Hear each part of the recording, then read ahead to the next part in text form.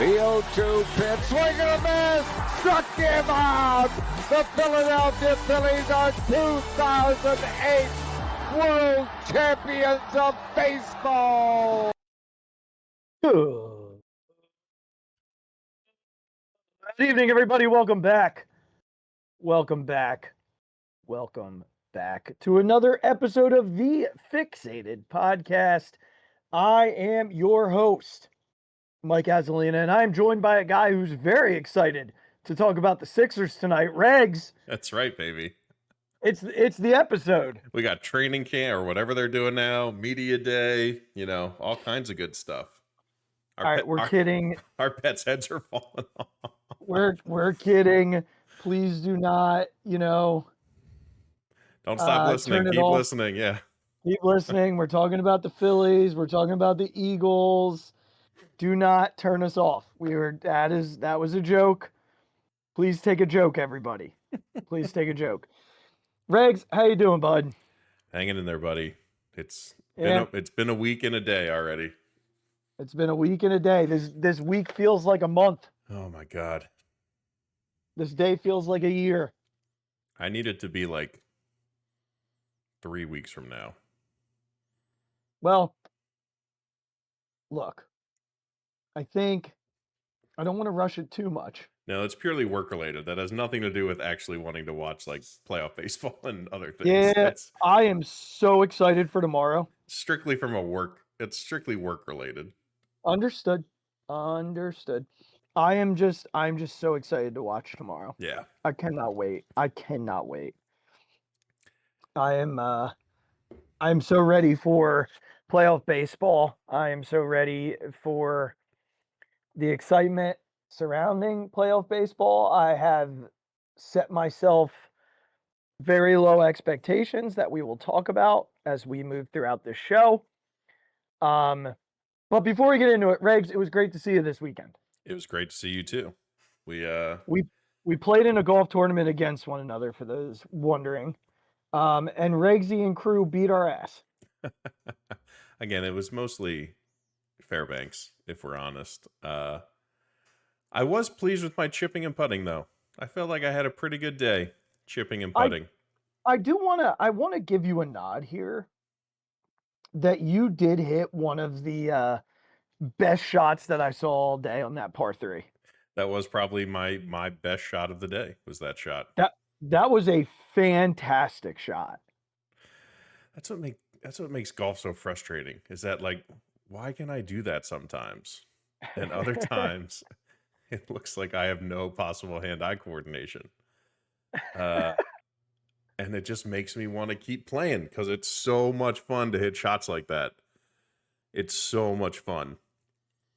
That one was pure. I didn't even feel it, and all of a sudden there it was going. Yeah, it was a perfect shot, and I appreciated that you left me a shot at that hole. Thank you for that. What are friends for? We ended up taking another one, and Josh wanted me to take his, and I was like, no, I already took an extra. So one of the other guys took it. I don't remember which one. There was nothing in that, even for Josh. Oh, I know. Fine. I tried to tell him that. No, it was a fun day. Off the first tee box, watching Banksy hit a ball. My two buddies who had never seen him golf before were like, good Lord. Yeah. They were like, why are we even playing? And I was like, because we're going to play against ourselves. Yep. And we were a very respectable, 12 under. I don't know where that would have put us in I'm assuming among 36 teams, we were probably somewhere in the middle at that score. Yeah, I think so. I mean, if we were towards the bottom, people were cheating. Some team shot +4. Wow.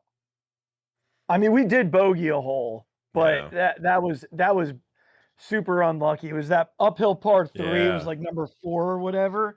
But after that, we were totally fine. It was just we got super unlucky on that hole with balls that were just off the green. We didn't have any good shots. So, but yeah, it was a lot of fun for a good cause. I hope they're going to keep it going, right? They're going to bring it back again next year. I would think so. I think they make enough money on that they would bring it back. I don't see, again, the tournaments like that are so easy, and they're such money makers for something like that. You would think that they would keep doing it. Well, it was 36 teams at $350 a pop. That's a ton of money just on the sign up, and then they had all those things throughout the course Mm-hmm. to add even more. And I don't know. I mean, I'm sure you guys did too because it was Banksy's. But we did everything. Oh yeah. Mm-hmm. We did everything. We did the putting. We did like the bonus shots. Yep. Like whatever. I mean, we bought mulligans. We did it all. So it is a moneymaker for sure. So I know Banksy. It was like super close to his heart when he was there. So I'm glad that they brought it back after. Yeah, and it's like the break. it's like practically his job now. So like he runs those things in his sleep at this point. So Yeah. It was very well run as always, and a perfect excited that we number could do it. that didn't take forever. Sometimes No. those things can like, you might be on the course for 6 hours. Well, my uncle's the 1 year took forever because they had double on every hole. Yeah, no, this one was a perfect amount.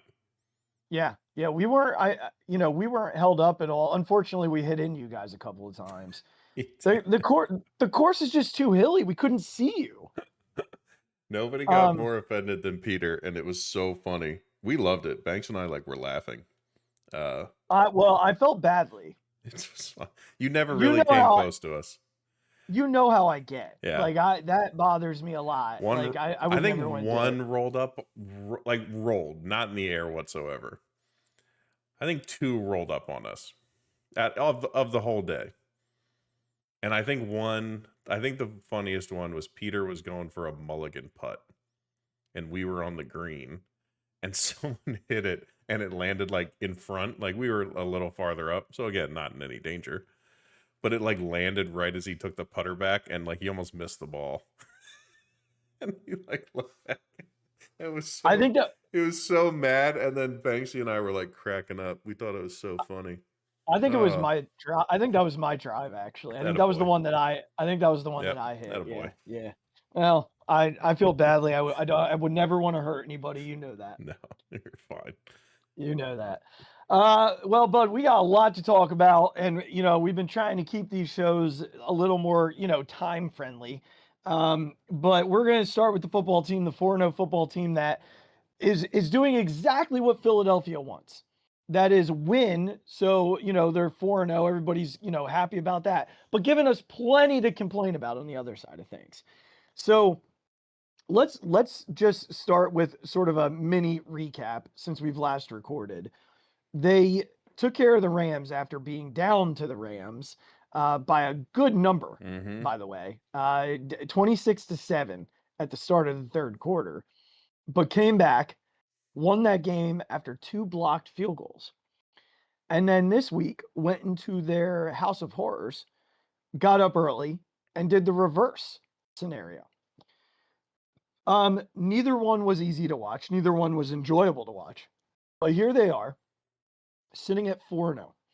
And what I want to do is from those games, things that you're taking away that are positives, and then things that you're taking away that are concerns. And I'll start and give you my my positives, and I will give you I'll start with my positives, and then we'll move into the concerns from there.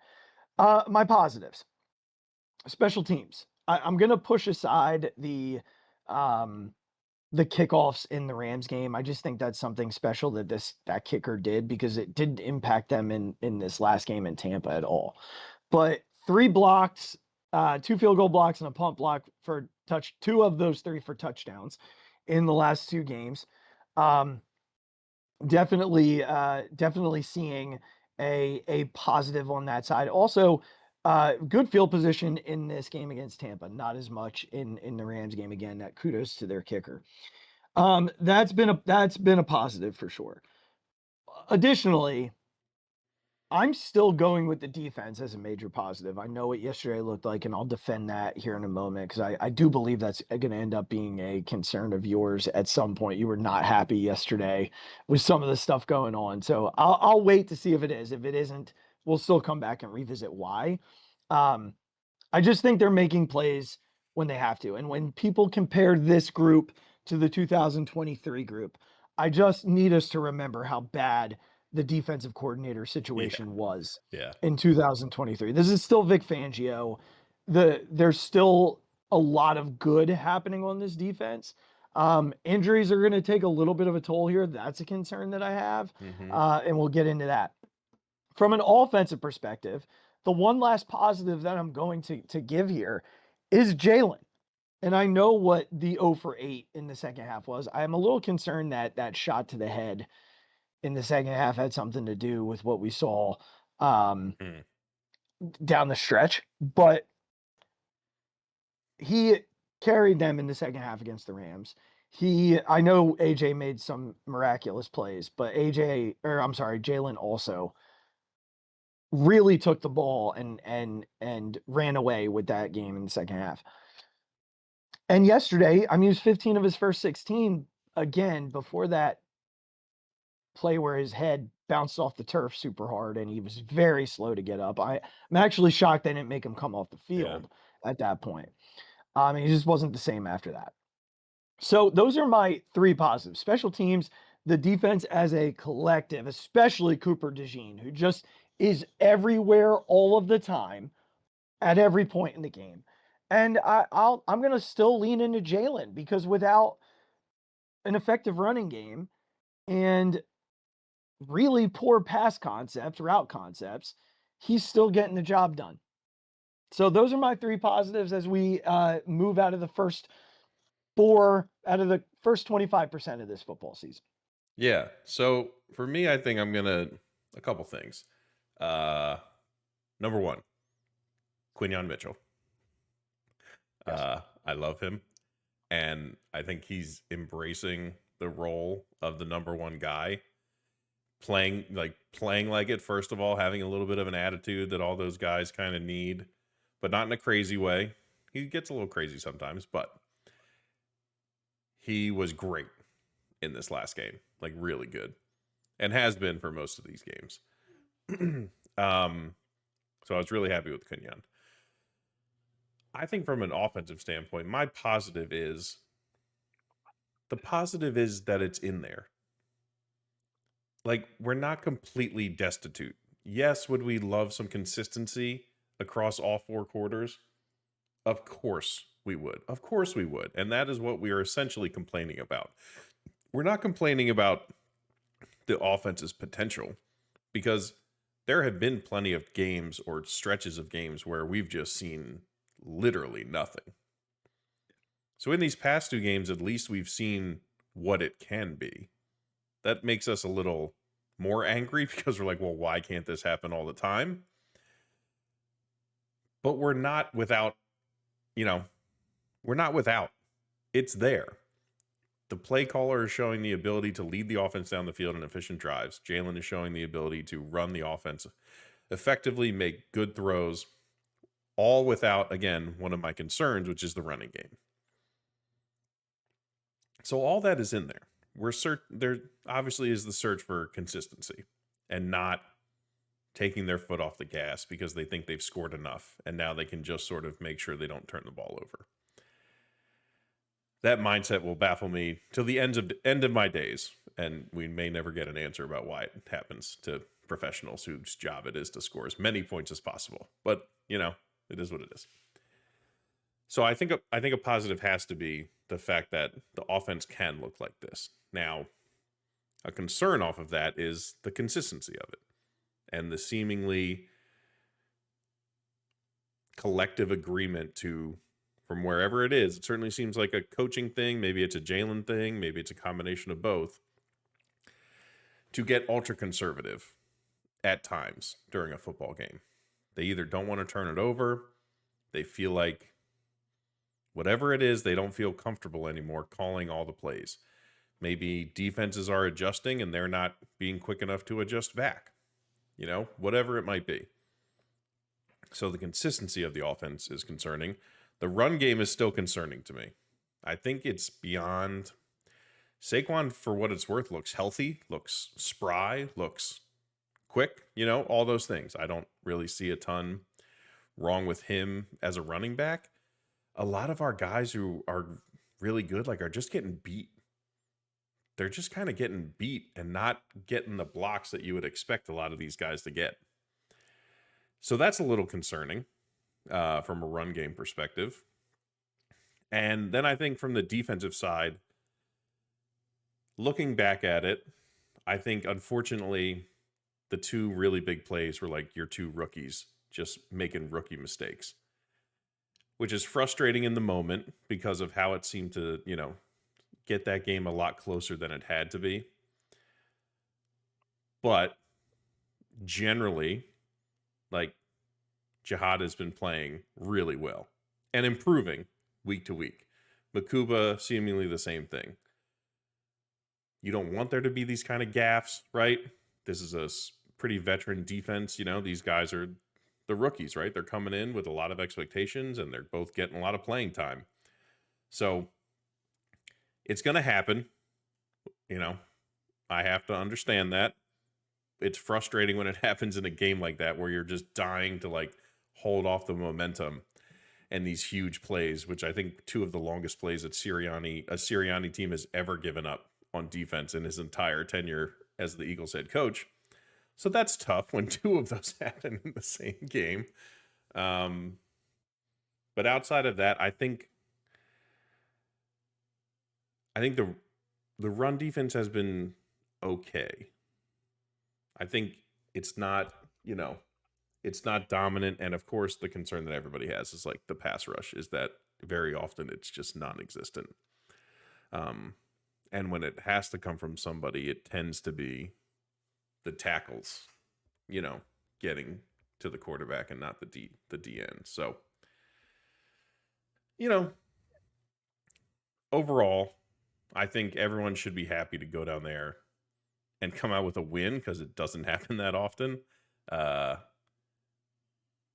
And I just hope Lane stops getting hurt all the time because I love Fred, he does fine, but Lane Johnson is really, really good, and I'd love him to play as much as possible. Yes. So let me just briefly touch on the defense thing. I thought the defense played really well against the Rams. I thought they were put in some bad spots because of turnovers. They were on the field a ton in the first half, but they held. Now Sean McVay's super conservative, so that helped. But they made him be conservative by getting them into fourth downs a bunch of times and holding them to field goals. So they came up big a bunch in that game. So I want to start there. And in the Tampa game, yeah. Look, I was livid that the Bucs came away with 9 to 12 points, all off of 60 yards of bull crap penalties. Yeah. We got to do something about this taunting garbage. That was an obscene call. The one on Coop? On Coop, yeah. Unbelievable. And but then Baker can get up in someone's face and there's no taunting for that. Yeah, that's fine. What are we doing? Apparently your eye line just has to go like this, and then it's taunting. If you look at somebody's feet, it's taunting. It's really tough, how weak that this is. I'd understand if they did something vulgar. Yeah. But he just stepped over top of the guy. Since when is that a thing? And then they called a personal foul on the ball that he intercepted, but they never showed the personal foul. So we never got to see what that was. It was supposedly on Jalix Hunt, but we never saw what it was. And then the two roughing the passer penalties that are it was not forcible contact to his head. It was brushing his head because they're doing what they're taught. If you can't sack him, get your hand up to deflect or in his face. And then because of momentum and the guy's still blocking you, your arm's going to brush him. Jalen Carter did not swat his hand down on the top of his head. That stuff drives me nuts. The two touchdowns. Let me talk. I know that I'm going to talk about them out of order. The Campbell touchdown was more a result of Baker Mayfield extending the play as long as he did. He was bouncing around in the pocket. They only rushed 4, and Campbell on a running back for that long. He's super athletic, but Irving's going to get space. Yeah. And credit Baker. That was a perfect throw. And it had to be. He had about a yard of space. The other throw with Makuba just kind of got sucked up because he didn't think Baker was going to make the throw to like the decoy route. Mm-hmm. And then he did, and he didn't have the ability to get back. So I think that's something you learn, and that's it. And it's the last time you do it. You know, I didn't love what I saw from Makuba later in the game where he kind of gave up on a route. And I'm sure Vic's going to chew him out for it. Didn't hurt the Eagles, but Vic's going to chew him out. So yeah, I think I agree with you that those two breakdowns, I'm not super concerned about. Here are my three things. You already alluded to one with the injuries. The injuries are starting to mount for this team, right? We already had Nolan Smith, Adoree Jackson, Jacorian Bennett. So you're down to cornerback like 4. And while Keeley was fine in coverage, that guy can't tackle to save his life. No. How can you be that athletic and look that sad trying to tackle something? Tackling is like it's a want-to thing. That's true, it just doesn't look like he wants to. It's like rebounding. It's almost like a feel thing too. Like you gotta, The difference between him tackling and Cooper DeJean is hilarious. But then on the offensive side of the ball, there's no real. And you mentioned like the pass rush. They lost Okongwu today. He's done for the year. So you're probably going to see Ojulari now, who couldn't get on the field, his healthy scratch all the way across the board. Zadarius Smith probably was a no-show yesterday because he's still not in complete game shape and it was 103 degrees out. On the offensive side, we're not seeing anything show up in the injury report necessarily because they're all playing. But I do think Lane should probably get a week off. And I think that they need to put Landon Dickerson on the IR. Yeah. He looks terrible. Yeah. In pass blocking, in run blocking, he's killing them, man. It's noticeable. And I love him. And I know he's trying to be out there because he wants to be out there. But I'd prefer him be out there healthy. Yeah. And the same for Lane. I know Lane wants to be out there and he's a warrior. And I know people don't want to see Matt Pryor and Fred Johnson playing at the same time. But like you're in a window now where you might be able to get away with it. Like you might. I mean, I know they play the Giants who have a really good defensive front. Yeah. But I don't know if having a 60% Landon Dickerson and a Lane Johnson who can't turn his head without hurting himself is much better than a 100% Fred Johnson and Matt Pryor. Yeah. I really don't know. I could be totally wrong. The other thing that I want to mention when it comes to the blocking issues they're having, the run game comes into play for me here. But I want to mention that Saquon Barkley has been terrible in pass pro this year. Yeah, it's really weird. Really bad. Like 2 clear blunders yesterday in pass protection. On third down plays where he just like totally lost sight of who he was supposed to be blocking. From the run game perspective, why are they not spreading out formations? They're just running condensed sets and piling extra guys into the box for the defense. Like that's never going to go well, especially against a team like the Bucs who play downhill as consistently as they do. When they spread it out yesterday, they had success in the run game, but they're not spreading it out. So between injuries on the line, Tyler Steen not quite being Mekhi Becton, he's fine, but Becton was unbelievable last year. Mm-hmm. And the formations from which they're running out of, the run game's a huge problem. Yeah. It's a huge problem right now. The last part that I'll just mention is the route tree. I don't know what they're doing. Like the conservative, I guess, is one way to put it. It's just vanilla. Like I don't even know if it reaches the level of conservative. Like it's curl flat, come back. Like mini slants, like there's no creativity. Early in the game yesterday, they had a lot of creativity. A lot. There was a seam throw at one point that I thought was really well designed. to Goddard. The plays inside the 5 were pretty cool, like the shovel pass stuff. But between like the 40s, they're not doing much creatively. And I'm not sure what I don't know what it is, because we just came off this game where they scored 4 unanswered touchdowns and all like, let's push the ball. Let's push the ball. Now I know that with the way Tampa blitzes, you have to get rid of the ball fast. I get that. But the second half, they just kind of sat on it. Mm-hmm.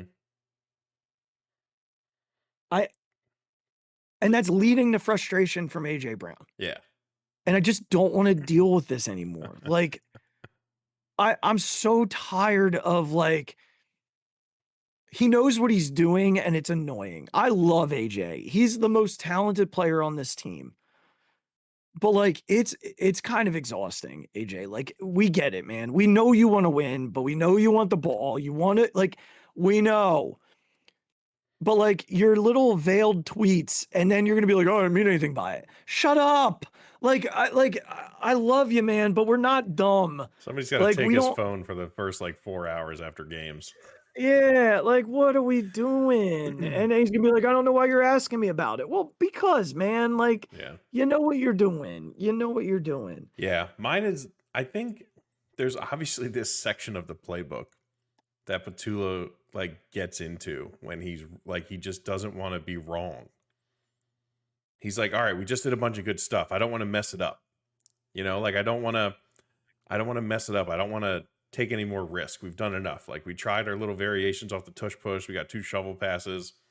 You know, we scored all these points. We're good now. Let's just go back to this whatever page section of the playbook. Maybe it's just called vanilla. I don't know. Might just be called vanilla.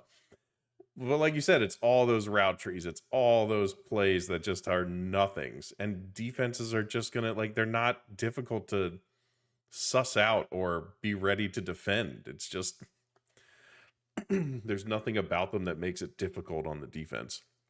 And defenses are too good nowadays for that stuff to work. So that's how you get the second half.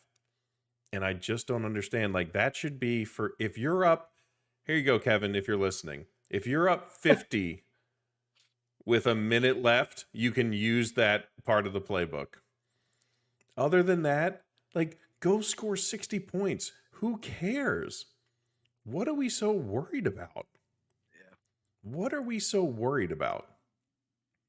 So it's, if that's the case, it's concerning. Also, if it's the case that he's getting all these, like, this information from the guys watching up top, like, oh, the defense is doing this now and this now, and he just, like, he shudders and reverts back to these 6 pages of the playbook, then it's like, dude, like, can you just grow up? Yeah. Defenses are going to do stuff. It doesn't mean you have to stop trying things. Right. Or just go back to this generic BS of an offense. Like, nothing has to stop you from still doing the things that you're doing. And it just all screams to a guy who, like, okay, we did so good. Let's not mess it up now. Yeah. Let's make sure I'm not the guy who messed it up by, like, calling these plays, and then Jalen makes a throw, and then it's a turnover, and then blah, blah, blah, blah, blah. It's like, no, man, it's worse. You needed your team to be on the field running clock. And you do that. You know, you do that by calling good plays and driving down the field. Or you're scoring touchdowns, which, again, wins you the football game. So I don't see a downside to this. No one, I got nothing for you, Kev. I got no downside here. It's frustrating. It's baffling. It leads to the conversations and the rhetoric about Jalen not being capable. And look, again, yesterday, as I looked back at some of the film that I saw floating around, and I didn't get a chance to watch my own, but I didn't see many throws that he turned down. Like, there weren't many throws that were, like, right there that he should have. I actually thought he forced more than he typically does. Yeah. There was a possession where he threw 3 balls to AJ that all could have been picked off. Oh my gosh, yeah. Yeah. Because I think he was almost frustrated. I wonder sometimes, like, does he get frustrated? And yesterday I thought I saw some of that. I don't know. All I know is that it's a 4-0 team, and we've spent more time talking about the things we're frustrated with than we're happy with. Which is so Philly. Yeah, of course. So Philly. I think it's just been weird to see the first half of Rams game to the second half, the first half of this game to the second half. Yeah. And people know we have a good football team. People, of course, will take being 4-0 over being 1-3 or 2-2 like they were last year, where everyone was calling for Nick Sirianni to be fired, and all this stuff was going around. We had just, they just blew a game to the Falcons at that point, Mm-hmm.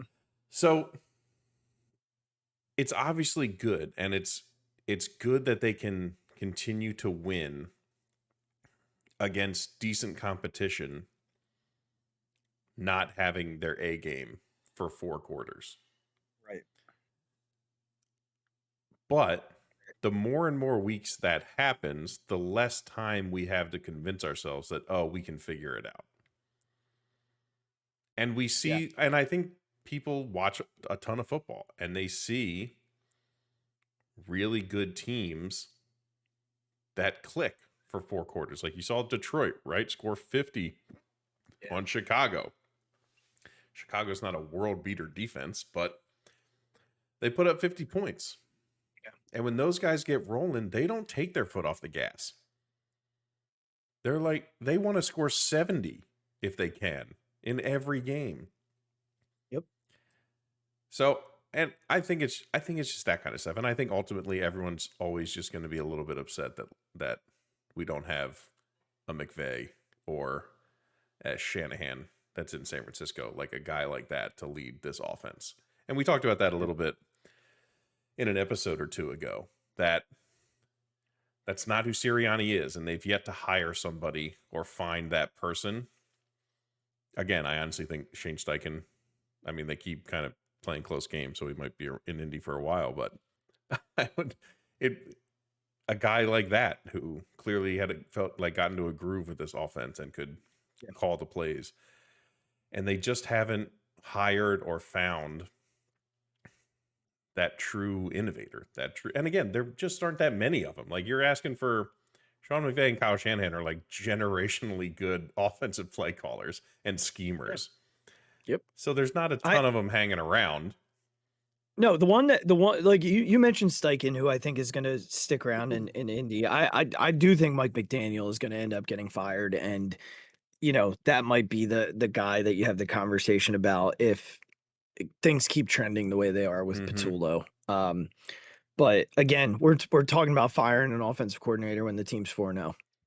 So it's tough. I don't think he needs to be fired. I think somebody needs to have a conversation with him. Like, I think Nick is giving him a leash to allow him to learn things and find a groove here. And that's fine. Nick's the common denominator. He's the common denominator. We complained about this in 23. We complained about it at times last year, and we're right back where we are right now. 3 different offensive coordinators, and the only common denominator is Nick Sirianni. And so, how much of this is what Nick wants versus like he's just allowing them to do what they want. We've seen wrinkles. Yeah, we saw wrinkles last year, but. Look, I'm more than fine waiting to see what happens come like after the bye. They had this was a rough start to the year schedule wise. You had your biggest rival out of the gate. You had to go to Kansas City. You had whom a lot of people deem as a top 3 contender in the NFC come in right after that. And then you had to go to your house of horrors with another team who's considered one of the top contenders in the NFC, and you won all of them. And you will hear people saying that they're getting away with things. They're getting lucky. They're a drop away from this and a miss away from that and a blocked field goal of this. Well, guess what? They're winning. And it's not like 2023. That team was a disaster. Yeah. I do not see this team that way. And had nobody that could call a defense. No, I do not see this team that way. I think this team is waiting for the offense to catch up to the defense, which is crazy to me because the offense has more returning pieces than the defense. Yeah. But I don't know. All right, we gotta move on to the baseball team. But before we do, they're 4-0. Their next 4 games: home against Denver, at the Giants, at Minnesota, home against the Giants. I think it's conceivable, especially with injuries, if they decide to give guys some rest here, that 6-2 is a possibility going into the bye. I think 7-1 is probably more likely. Denver is coming off of a short week. They have to come out east because they're playing tonight. New York's going to be a little bit, they're going to be a pain. They're going to be a pain. Jackson Dart and Cam Scatterbo. Minnesota's got Carson Wentz, who, we've shut down in his, he's going to be trying to do a lot. Minnesota's a tough place to play. But for now, I don't have a total. They haven't given us a total. Denver's coming in. They're 4.5 point. The Eagles are 4.5 point favorites this weekend. I see the Eagles winning this game. I actually think this might be like a statement type game for them. I think they're going to try and force feed AJ. That's going to be tough because of Surtain over there. So maybe not the game to force feed him, but I know he can be had at times, like double moves, things like that. But I do think the Eagles they win this one like 31-17. Yeah, I was going to say 28-14. Yeah, and I think Fangio is going to give Bo Nix all kinds of problems. Yeah. I really, really do. I believe that, and I don't think they have the weapons to really scare the Eagles a ton on the outside. Wouldn't shock me if we saw Q just travel with Courtland Sutton. For 4 quarters. I agree. All right, man. Anything else there? I think you're right. I think the defense can show up here. I don't think there's anything, like you said, Denver has that has to scare you. You're more scared of Tampa than you are of Denver's offensive skill players. So you just did, you were able to hold them. If you don't have those 2 sort of random 70-yard touchdowns, it's a pretty different game if they have to drive down the field and try and score.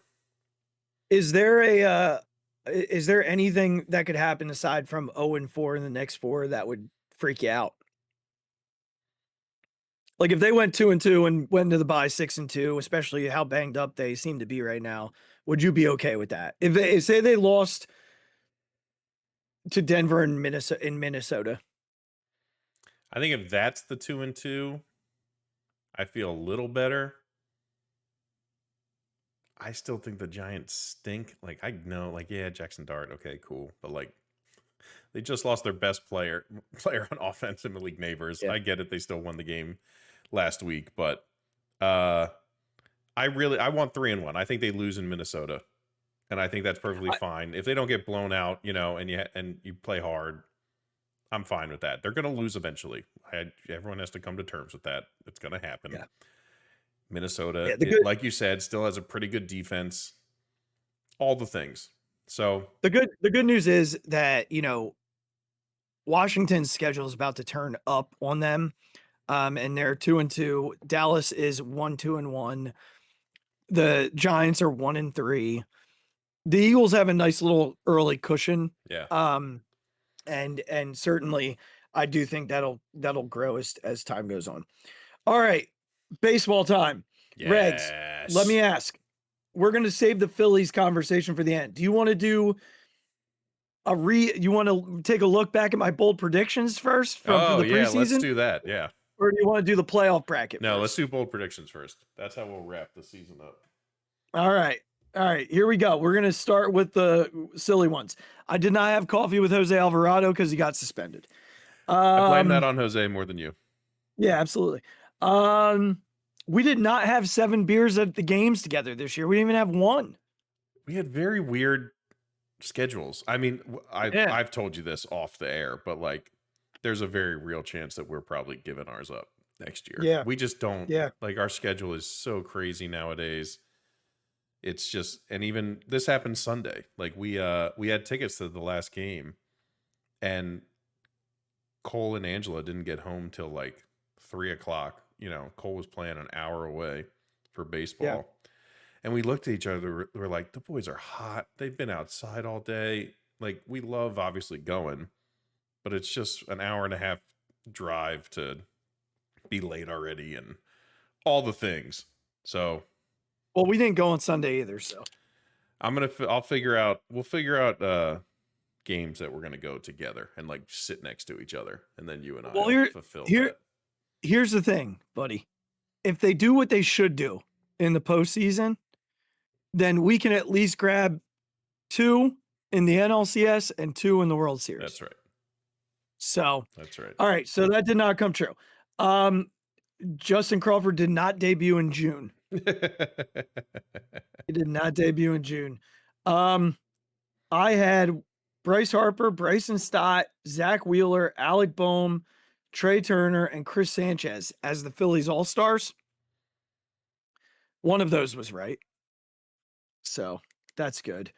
I circled Sanchi because he should have been a freaking all-star. I agree. The fact that Mizorowski isn't even, he might not even make the postseason roster. I know. Is very frustrating. And bad job by me. I didn't even put Kyle Schwarber on that list. Well, so, good job. Good job. Ryan Kirkring will lead the team in saves. All right. We're doing well so far. That was very wrong. That was very, very wrong. Here's where it gets better. All right. Max Kepler will finish second in home runs for the team. I think he was third, wasn't he? He was third. There you go. So that was, at least in the ballpark. Half a point there. Here's another one. Rafael Marchand will catch 50 games. What did he caught? He caught 42. Okay. So I'm giving myself some love there. Yep. I feel like there's like a ballpark you can be in. Sure. Trey Turner will score 100 runs or more. He scored 94. Yeah, he would have gotten there if he wasn't hurt. If he didn't get hurt, he's walking to that. Bryson Stott will lead the team in on-base percentage and batting average. He was third on the team in OBP. Okay. And he worked himself to 5th in batting average, which is wild to me. That is, considering what he was at. Yeah, he ended the year like 256, which is, kudos to him. All right, here's the one I'm proudest of because he deserves it. He's not going to get it. Chris Sanchez will win the Cy Young. He's going to be second. Should be. Regz having a hard time because this will be the one year where we don't value wins as the voting collective, right? Wins don't matter, but they mattered the years that Wheeler didn't have as many as other people. Right, but pitched more innings and all those things. Yeah. Yep. Very, very frustrating. Chris Sale had more wins last year. Right. But this year it won't matter because wins don't matter. Will be the, which I agree with. But we're changing the narrative so that Paul Skeens can get the award, even though Chris Sanchez was just as good in every category. Did he end with a sub-2 ERA? Did Skeens end with a sub-2 ERA? I actually don't know what the ERA leaders 2025. Let's see. Yeah, he was 197. Yeah. And Sanchi was 250. Which is still fantastic. Yeah, right. And I did predict a division repeat. There you go. Still to come at World Series.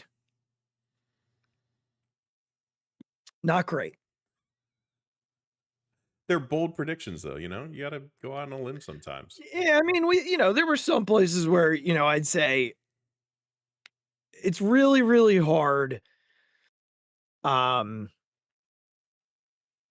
It's really, really hard to make accurate predictions in baseball, especially from that like specific lens. Yeah. Because so many things can go wrong. But I'll take it. I'll take it. I love those. So, all right, let's do our playoff predictions here, and then we'll talk specifically about the Phillies and sort of where where they stand and what our thoughts are around the team heading in. We do this every year. Sometimes we have debates on who we want to pick, and that always gets kind of fun. So let's start in the American League. We'll work the whole way through until we have an American League winner. Then we'll go to the National League. Cleveland and Detroit. This has been an interesting story.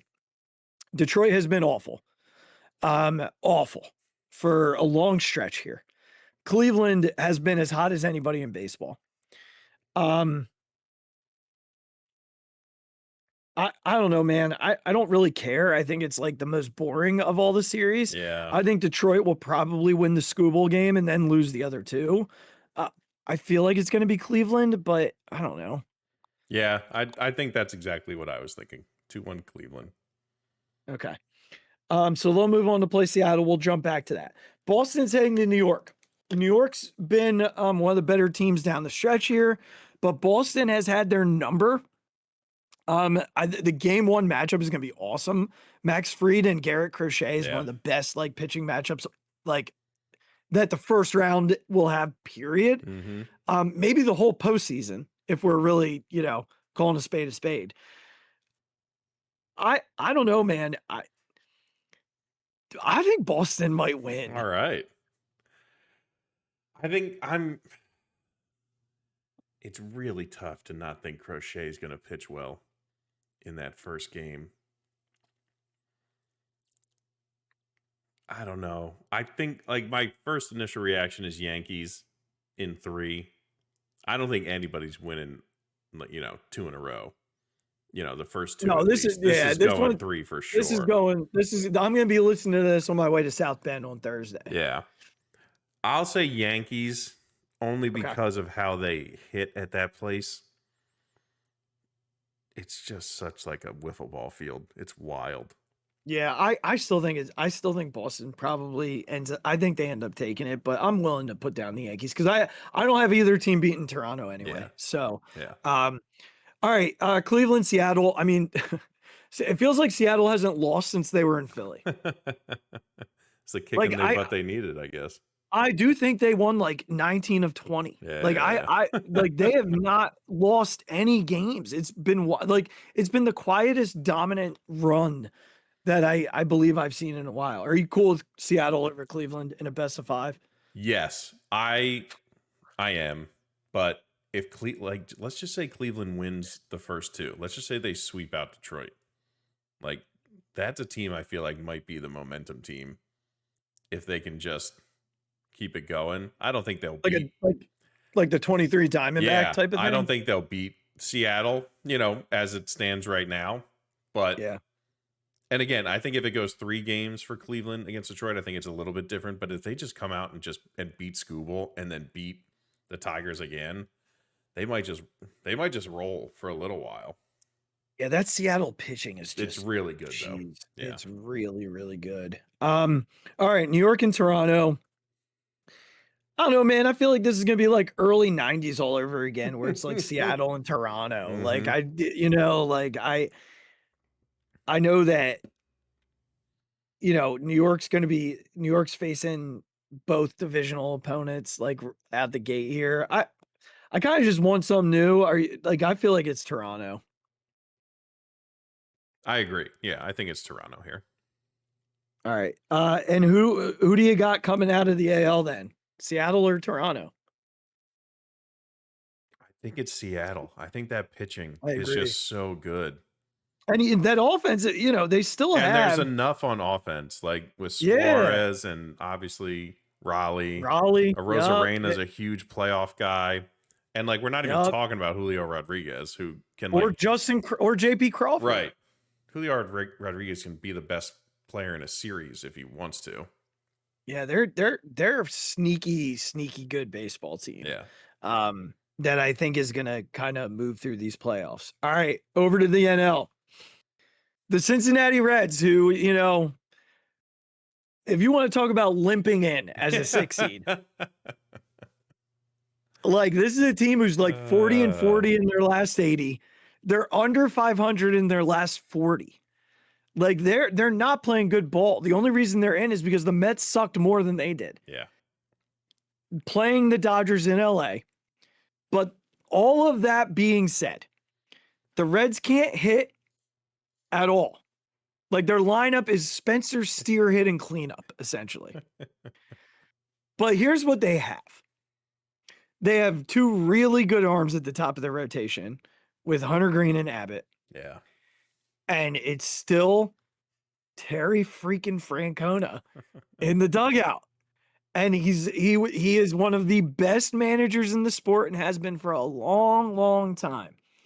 So while I'm not saying they're going to win, I don't think it is out of the realm of possibility that they push the Dodgers to 3 games, because the Dodgers have not been playing their best baseball this year. They've been better as the years kind of coasted to an end.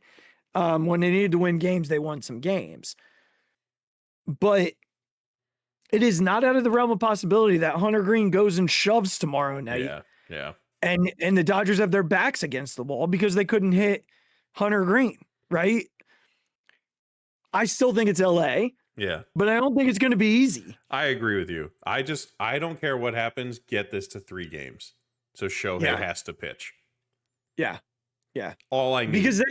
Because then you're coming to Philly and you have a choice, right? Your choice is the rookie in Sheehan, the head case in Glasnow, or you shock the world and you put the veteran on the mound. Yeah. And let Clayton Kershaw take game 1 in Philadelphia. Because if anybody's not going to be bothered by that, it's Clayton Kershaw. Yeah, very true. Very true. Now you might be saying, all right, we're good losing game 1 if that's the case, because he's not the same guy. But he's also not going to implode. No, because of the setting. A rookie making his first postseason start at Citizens Bank Park on a Saturday night. Good luck, kid. Yeah. And Tyler Glasnow couldn't even get out of the 4th inning in April because he was too butthurt. So, just get it to game 3 so I don't have to see Shohei. Do your thing, Hunter. That dude's been nasty all season. He's been so good. So, yeah, I think LA wins, but I just need them. Just 1. Win 1. Come on, Reds. Just 1. Win 1 and push them. Yep. Push them. All right. And what I think is probably the most underrated first round matchup, San Diego, Chicago. Love both of these teams for different reasons. San Diego's got like the names at their back. Chicago's kind of that gritty, annoying team that just pissed me off both times we played them, even though we took 2 or 3 both times. They grind out at bats. They do everything well. I don't know, man. To me, Chicago's the more well-rounded roster. San Diego's bullpen's really good. Their lineup is top heavy. Chicago's a little more balanced. I think their starters are better. They're the home team. Yeah, that makes a difference. I think it's Chicago. I don't have a good feel for this one, man. I don't know if I just want to go with the names on the back of the jersey with Tatis and Machado and Bogarts and guys like that, and they just sort of take over. Jackson Merrill. Yeah, of course. And again, you talked about the bullpen being just so good for San Diego. Yeah, but their starters are brutal. Yeah. I think being at Wrigley makes a big deal here. Yeah, I think it's Chicago. I think it's Chicago. Yeah, I'm good with that. I don't have a good feel for this one, but I'm okay with that. All right, so let's just stay in that part of the bracket. So divisional matchup in the DS, Chicago and Milwaukee. Milwaukee to me might have peaked early. I could see them being early outed just because they have not played well down the stretch. Especially if they have to play a division rival. I could see Chicago taking it to them and and beating them. Milwaukee's just not an October team, haven't been an October team for a long time. They Yeah. get there and they don't win. So I could see Chicago winning. I can be talked out of it though. I mean, I'm not sure how you can go against a team that won like 19 straight games and plays as fast as they do with as good defense as they do. It's a lot of Fair. It's a lot of just these guys haven't really proven it in that moment yet. Yeah. And you could say the same thing about this Cubs team. You know, this version of the Cubs team really hasn't, been playoff studs. It's, man. I think if I have to choose, it's Milwaukee. If I have to, just because this year they just don't make a ton of mistakes. Yeah. And I think, I think that's why I would pick Milwaukee. I think it goes 5, though. I think it goes the whole way. Well, I'm glad you said it because I already wrote them in after your initial reaction. I didn't want to cross it out, so thank you.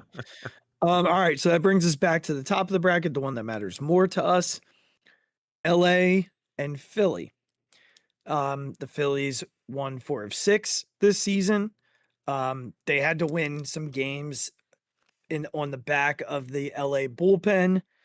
I do think that LA could move some arms into their bullpen in the DS because of the way it's set up. You only need 3 starters. So that could be a challenge that's presented for the Phillies. Sheehan could end up in the bullpen. They didn't really touch him. Glasnow could end up in the bullpen if they don't have to start those guys, which moves some of those other pieces who struggled out because Sheehan could give you 4 innings out of the pen. Glasnow could give you 4 innings out of the pen. On the other hand, I think this is probably going to be the most focused Phillies team we've seen in the postseason. I think if they can just channel that focus into productive at bats, I don't think anybody beats them.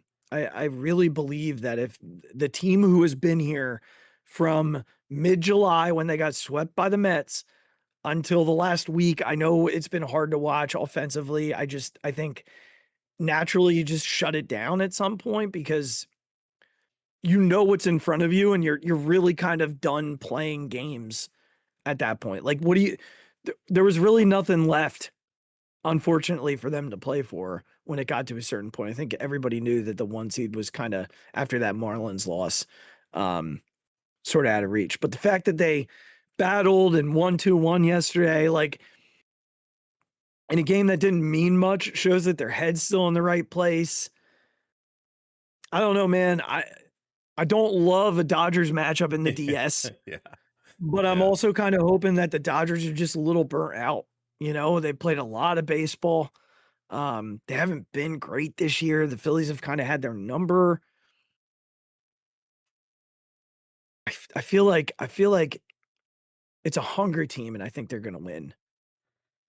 I mean, of course, nothing more, nothing I want more than the Phillies to win. And I am going to pick them to win. It's the Dodgers, man. They got a lot of talent. They got a lot of. But so do the Phillies. You're very right. Like when you look at the lineups, the Dodgers top 3 is unbelievable.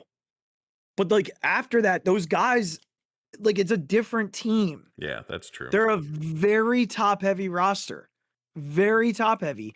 And some of that top heavy hasn't been good. Like Mookie has not been Mookie. Freddie has not been himself all year. Teoscar has been terrible. Yeah. To the point where they almost can't play him. Like Shohei is Shohei, and he's going to terrify us every time he steps into a box. But like they're not that insurmountable beast that everybody thought they were going to be. No, I agree with that.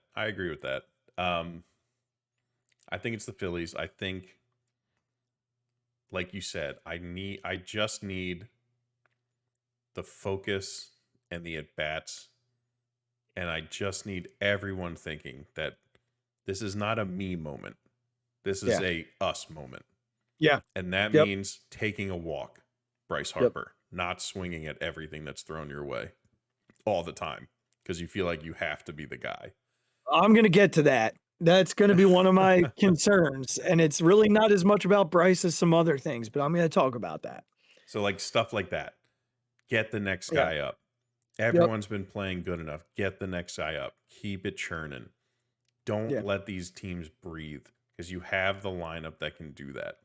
Yeah. And if they're all focused on that, it's going to be very hard to beat them. All right.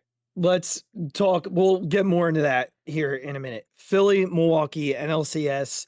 This is the only team in this entire postseason that holds a winning record over the Phillies. None of the other teams in this entire bracket, in this entire field, holds a winning record. There are two teams that they split with. They split with the Dodgers. I'm sorry, no. They split with the Padres.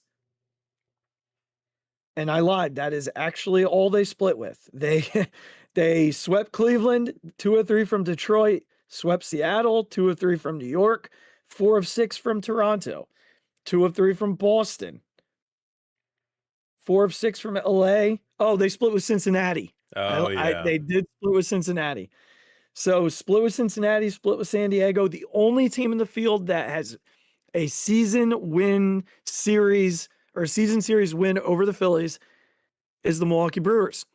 Part of that is because they swept them when the Phillies were probably playing the worst baseball of the season. From a pitching perspective, from an offensive perspective, from a fielding perspective, that was the Phillies at their absolute worst. I do think in a best of 7, the Phillies beat them. That bullpen terrifies me.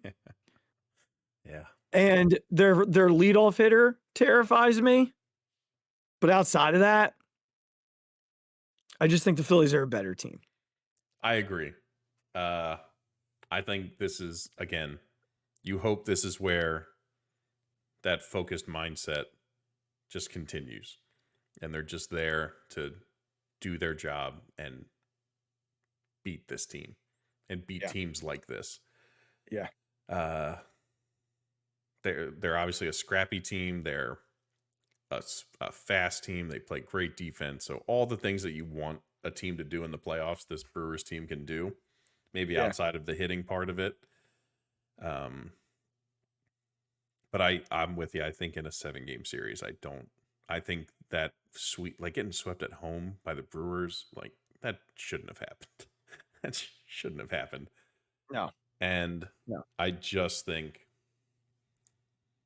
I am hopeful that this team isn't going to let something like that happen again, Yeah. I hope not either. All right, Philly, Seattle. I'm hoping that this is this is a series that it's like, well, you tried and we already embarrassed you once. So let's just do it again. I think Seattle is still really good and their pitching is really good. But the Phillies tend to be a team that if they've gotten to your pitcher already, they're not afraid of him anymore. Yeah. They're not going into it with something in their head. So I think that makes a big difference. And I'm hopeful that they could. It'd be hard. Look, man, it'd be hard. It's going to be a hard series. I think the Phillies or the Mariners are to the Phillies what the Phillies were to the Astros. Mm-hmm. I think, they'd be a team who they've had a good year. They've won 90 games. They didn't sneak in by any means. They kind of did. Like they won a lot of games down the stretch to get to this point. I think that they're a team who might be a little bright-eyed, deer in headlights when they get there. When you think about the roster, there are not many guys who have been to that stage. If any. I don't know that there are any, honestly, Regz. When I think about that lineup, that roster, I don't think there's anyone who's been to make a World Series. I don't think he was no, because they haven't made one since 2008. Yeah. So, they definitely have some personalities to show up on that stage, but I think if you get there, especially coming to Philly, like they struggled in Philly in August, and that ain't nothing. Mm-hmm. You ain't seen nothing yet. Those crowds were loud and they were into it, but it ain't nothing like what you'd see in October. So, all right. Well, I don't think we've ever picked them to win the whole thing. I know. In our brackets, I think we've always kind of picked against them. So maybe this is what we need. Maybe this is what we need. I mean, we did it with the Eagles last year. I'm so nervous. I just want this team to play well. Like, look, if you get beat playing well, it happens. Yeah. It's always hard to see that, though, from a subjective standpoint, because, like, we're going to nitpick things. Yes. Right? It'll take us. Yes. One inning with the second and third, and you lose by a run, we're going to be like, well, if they would have knocked in those, right? It'll take us 2 weeks to realize that they played well, and maybe just got beat. It'll take us 2 weeks to see that. You're absolutely right. But God, I really need him to do it, man. I really need him to do it. So, all right, let's do this with the DS coming. We'll do the DS roster. Like, we don't have to go into deep roster talk here. There's just one space that I want to ask about. We'll do reasons for hope and concerns, and then we'll get out of here. We'll even give a little prediction as to how many games, so on and so forth. Even though we don't know who they're playing yet, we can play with that a little bit. The DS roster. I don't know if they'll carry, like, what would be the purpose of carrying Aaron Nola in this series is my question. On the roster itself. I don't know. I actually think it would benefit them to just carry the extra like position player. I agree. Right? Because you get 27 in the playoffs, I think. Yeah. So like, sacrifice his spot. He's not going to pitch. He can't pitch out of the bullpen, right? Sacrifice his spot and add Rojas and keep both Wilson and Kemp for the first round. Yeah. And then, because defensively, it gives you an up. Base running gives you an up. You've got pop late in the game if they go to a lefty to face like Marsh or Kepler or whatever. You can turn to Otto Kemp, who's been fantastic down the stretch here, or Weston Wilson, who's had some big moments. Like, I'd prefer having both of them and then the option to put Rojas out there defensively. Yeah, and the speed. You need a little bit of speed off the bench. Yeah, steal the base in a big spot, right? Yep. Like, score from second when somebody else might not. Or from first. Right. I don't see the point in putting Aaron Nola, and I think Nola's professional enough not to make a thing of it. Like, I agree. He's like, he gets it. There's no reason, right? Like, I'm not going to pitch out of the bullpen. I've not done it in my career. Why would I start doing it now? He's not coming in with runners on. He's not like pitching out of the stretch. No, and they've used both Walker Buehler and Taijuan Walker in that spot. Right. So give them those spots in the bullpen if you need to go to them for a few innings or something like that. But don't force it with Nola. Like, there's no reason to. Yeah. So that's where I'm at with the I agree. Concerns or hopes? Which one do you want to do first? Concerns first. All right. I think I have two. So I'll give you one, and then you give me one, and if you have more after that, totally fine. Here's my biggest concern. It goes back to what you said earlier, which was Bryce, the whole, like, don't try and do too much. Regz, I will forever defend him on trying to do too much when teams know that they can get away with him trying to do too much because no one's behind him. Mm-hmm. Like, if he's going to be able to trust that he doesn't have to do too much, then Alec Boehm cannot be the head case that Alec Boehm has always been in the postseason. He's going to hit cleanup because he's been awesome since he's come back. Yeah. So he's going to hit fourth. And until he shows that he can get the big hit, teams are not going to throw Bryce Harper strikes. They're going to force Alec Boehm to beat them. And until Alec does, Bryce might be swinging at pitches he shouldn't swing at. And I don't want to make it excusable, but I want to at least put that idea out there that teams don't respect the guy after Bryce. They simply do not.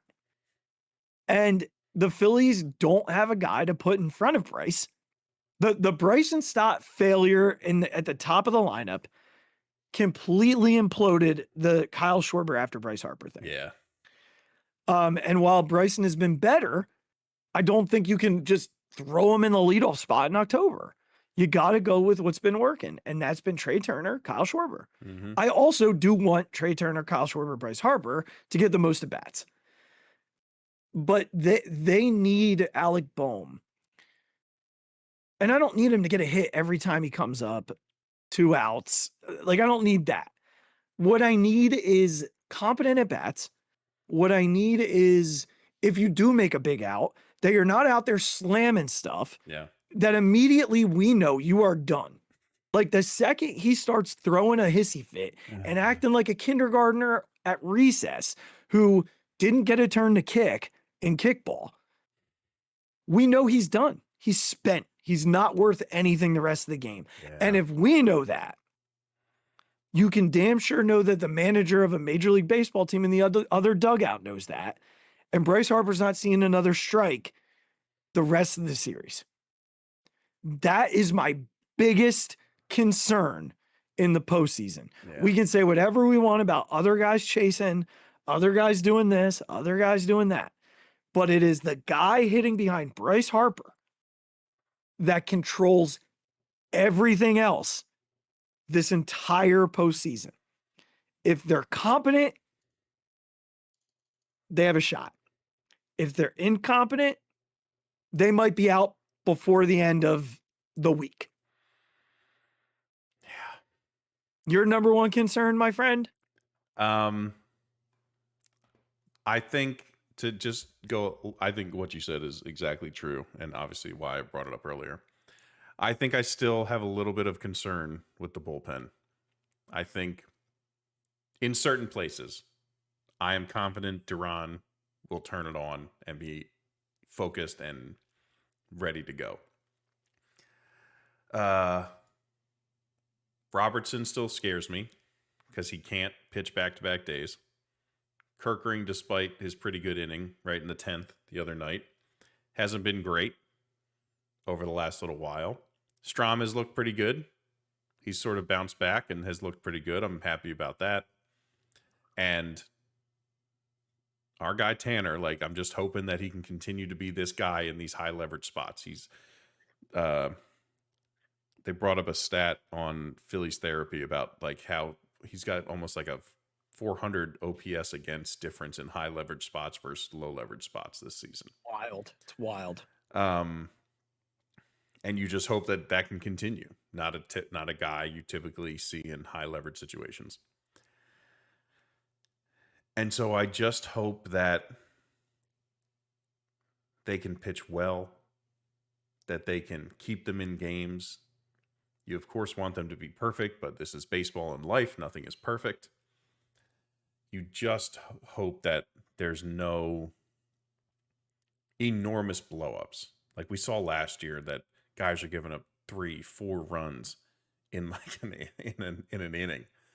Or things like that, where it's just, look, you might have maybe let them tie it, or maybe you let them go up 1 run, but you got to keep it there. You got to give the team the chance to fight back.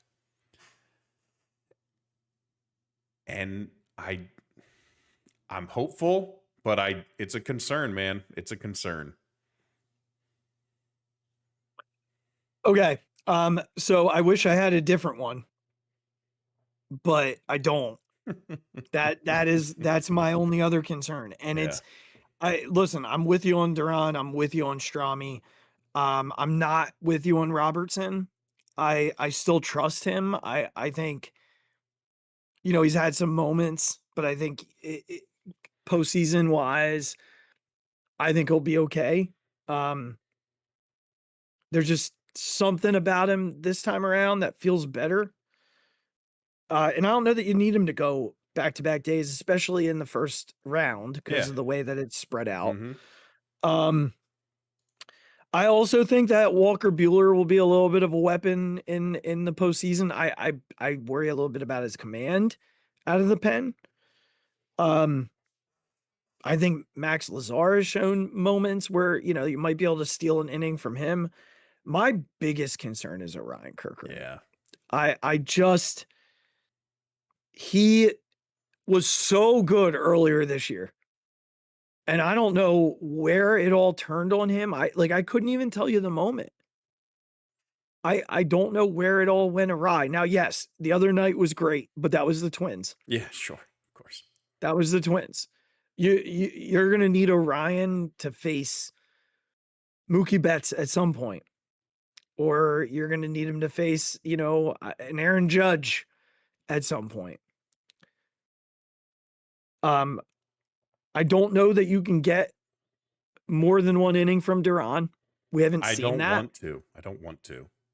No, but I go back to, I know people love the close, like the save stat and the closer thing, but good Lord, if they're playing the freaking Dodgers and it's a 2-run game in the 8th and it's Ohtani, Betts, and Freeman. Well, I might actually pause there. If it's Ohtani, Betts, Freeman, I might actually be okay with Strahm. Yeah. Like that might be a spot where I'm like, okay, go to Strami here. I take that back.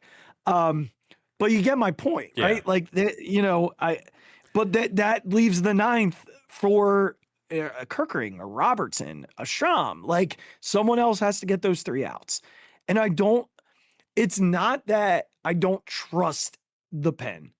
I do. I trust that they can keep a lead, but I don't know that I trust them in a 1-run game in the 7th inning. Mm-hmm.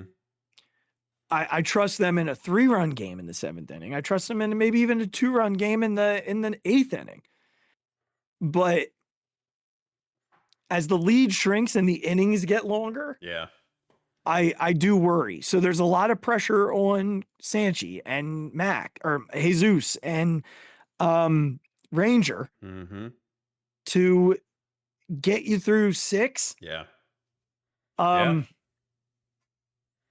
And so that's my it goes right off of your concern. I don't know that they have enough there. If the offense is important on. Do you have a second one?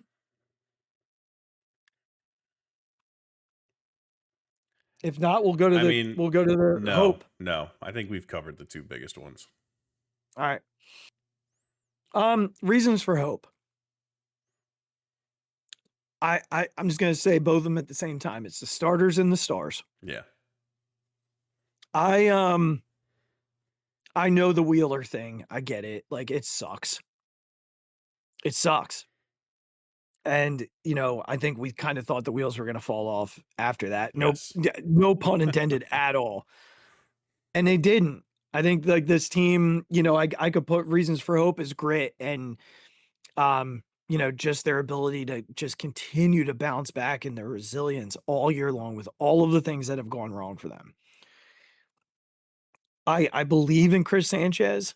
I think Jesus Luzardo has been unbelievable for the last month and a half, 2 months of the season. He's starting to turn into that guy that if you don't get him in the first inning, you're not going to get him. And even when you do get him in the first inning, he still sticks around for 7 more. And postseason Ranger. As long as that thigh is okay. Yeah. He'll have a bruise, but he's all right. With those 3 guys and some sort of combination of Nola and Buehler or Nola and Walker, especially in the second round, you can probably you're probably, if outside of the Dodgers, the best rotation out there. The Mariners. Mm-hmm. The Mariners rotation is very good too. And from just the other side of that, the star perspective, I am a little concerned about Trey just because he hasn't played a lot. Yep. If they can find a way to get through the first round, I feel a lot better about Trey. I just don't think he's going to come out scorching because he hasn't seen, live pitching. I'm hoping that he's on the team with the worst of the two staffs. Yeah, right. On Wednesday, so he can see our best, like Sanchi and, whatever. I don't even know if Sanchez will pitch, honestly, but you get what I'm saying. But I do believe in stars like Kyle to carry this team. He's carried them all year, and I don't think that's going away. We know what Bryce is in October. We know that. I just need JT to be somewhere in the middle of what he's been. Yeah. Like find the balance, JT. I don't need you to be the guy that you were July and August, but I certainly can't have you be the guy that you were April, May, September. Like, I need you to find maybe the June version of you. Like, I'm good with that, I think. I will tell you one guy that doesn't fit the title of star, two guys that don't fit the title of star that I think energy-wise might carry this team to a couple of wins, and that's Brandon Marsh and Harrison Bader.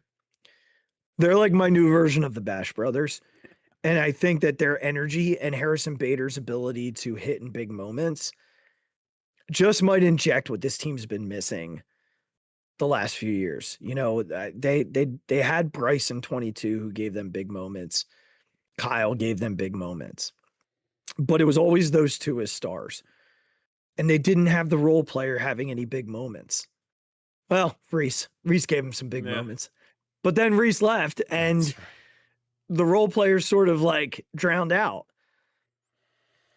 So the starters and the stars, but I think that you might get some big moments from guys like Harrison Bader and Brandon Marsh that add some energy and some fuel to this team. And that's the reason for hope. Like, there's too much star power, and there's a difference in the energy of this team since Harrison Bader's come on board. And I believe that that's going to be the difference that'll take them at least into the Fall Classic. I love it. No notes. Nothing. No notes. Okay. So here's what we'll say. Just a real quick Phixated. I don't know what's going to come starting Saturday. Like, there's no way to predict postseason baseball. It's the most unpredictable playoff that we have in sports. That makes it awesome unless your team is playing. I will be very honest, Regz. I have lowered expectations to the point where I know we predicted them to win, but I'm not anticipating anything. They broke me last year. like I came home after game 1 of the DS and threw all of my hats into a spare closet in our house because they broke me.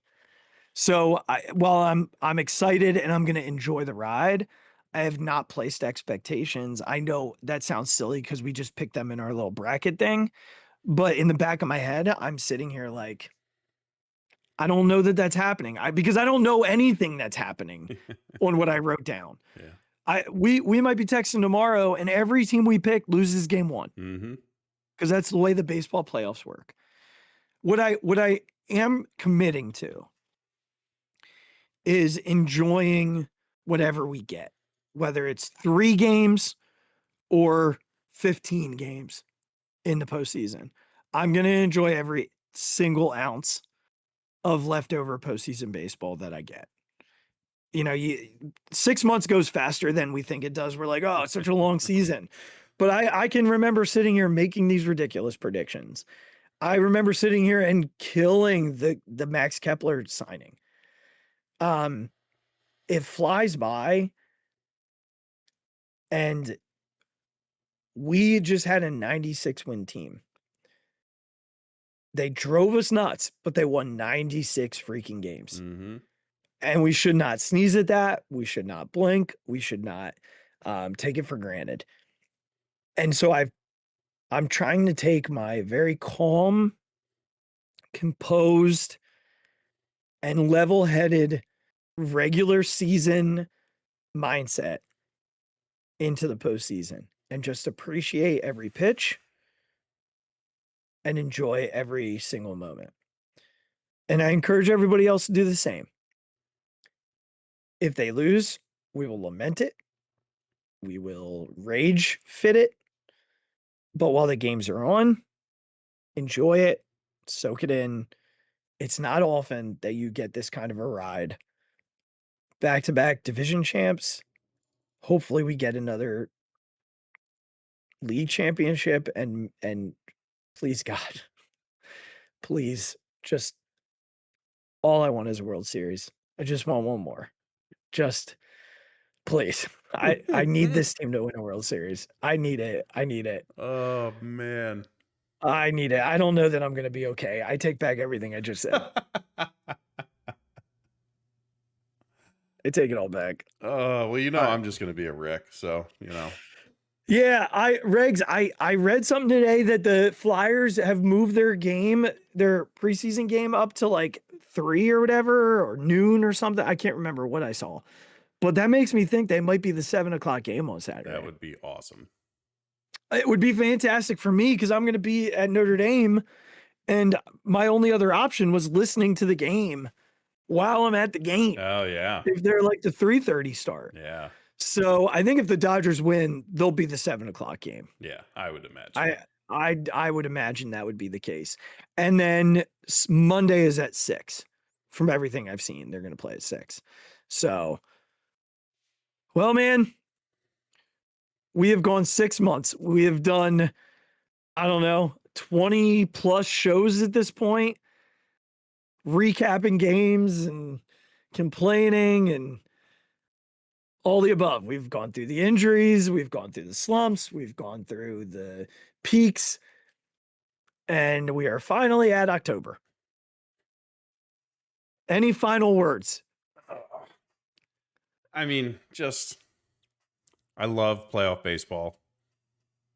All of it will be fun while I'm not watching the Phillies. In those cases, I will be a nervous wreck for every second of every game. I really want this group of guys to do it and be cemented in Philadelphia forever. So that's what I want. That's my hope. Yeah. Yeah. Well, I think we all share in that hope, and we will certainly be hanging on for dear life over the next few weeks. That's for sure. Every single pitch, that's what postseason baseball does to you. But in the meantime, if you haven't already done so, you're going to want to click follow on the YouTube channel. You're going to want to do that now because we will do a lot of post-game breakdowns, a lot. Mm-hmm. And we will be here with you every step of the way. Then go over to your social media at the Mic Drop 5 at Big Regz with a Z on Twitter, at the Phixated fan page on Facebook, at the Phixated Podcast on Instagram, at the Phixated Pod on TikTok, where you will probably get my immediate reaction to all of these games. This is where I dove in last year. So I like it. You're probably going to get some reactions from me there. Merchandise link in the show description. We will talk to you. We might talk to you early next week. Regz is going Saturday. I'm going to be there Monday. So we'll figure something out. And in the meantime, take care of yourself, especially with playoff baseball coming around. Take care of one another. Tell someone that you love them. Let them know that they light up your life in one way or the other. We will be back next week. And until then, Phillies, please, please, please don't break our hearts again. Come on, boys. Oh, my God. Deep to right field. Way up there and way out of here. The Philadelphia Eagles are Super Bowl champions. Eagles fans everywhere, this is for you. The 0-2 pitch, swing and a miss, struck him out. The Philadelphia Phillies are 2008 World Champions of Baseball.